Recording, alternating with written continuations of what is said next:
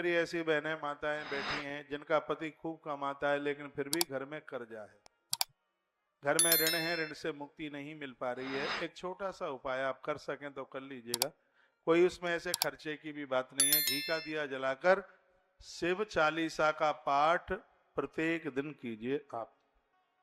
भगवान महादेव का शिव चालीसा है, आनंद हो जाएगा, कमाल हो जाएगा। शंकर जी घोर ऋण से मुक्ति करते हैं। एक प्रदोष का और व्रत है, प्रदोष का व्रत भी घोर गरीबी को समाप्त करता है। इतना आनंद देने वाला, अभी 2 दिन पहले निकल के गया प्रदोष का व्रत। संस्कृत में बहुत स्तोत्र हैं, वो आप नहीं कर सकते। मैंने शिव चालीसा को बहुत बारीकी से पढ़ा ही नहीं, उसके अर्थ को भी समझा। और मुझे तो यह लगता है कि जिसने भी शिव चालीसा लिखा है, सच मानिए उसकी जिब्या पर बैठकर ये पंक्तियां स्वयं भगवान महादेव बोल गए हैं। ऐसा शिव चालीसा आप कुछ ही दिन करके देख लीजिएगा, लगता क्या है उसमें।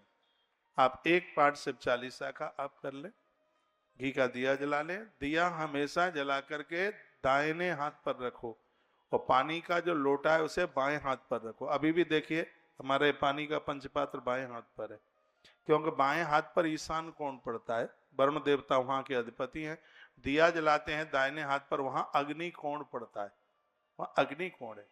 ज्वलंत चीजें जितनी हैं वो दाहिने हाथ की तरफ हो। साधक के लिए कहा गया कि पूर्व दिशा की तरफ बैठ करके वो साधना करे, पूर्व दिशा की तरफ। तो पूर्व दिशा की तरफ आप बैठोगे मुंह करके, तो दाहिनी तरफ आता है अग्नि कोण और बाईं तरफ आता है ईशान कोण। तो ईशान कोण में जल स्रोत और अग्नि कोण में अग्नि तत्व, ये बहुत ज्यादा शुभ होता है, विशेष होता है। तो जब भी आप बैठे इस स्तोत्र को पाठ करने के लिए, तो दिया जलाकर दाहिने हाथ पर रखें और पानी की लुटिया बाएं हाथ पर रखिए। तो फिर ये शिव चालीसा का आप पाठ कीजिए, बहुत आनंद हो जाएगा।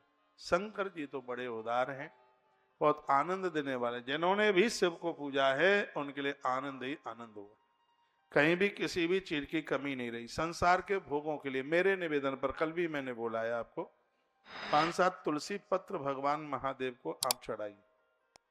प्रदोष के दिन तुलसी मंजरी चढ़ाइए, बहुत आनंद हो जाएगा। कमा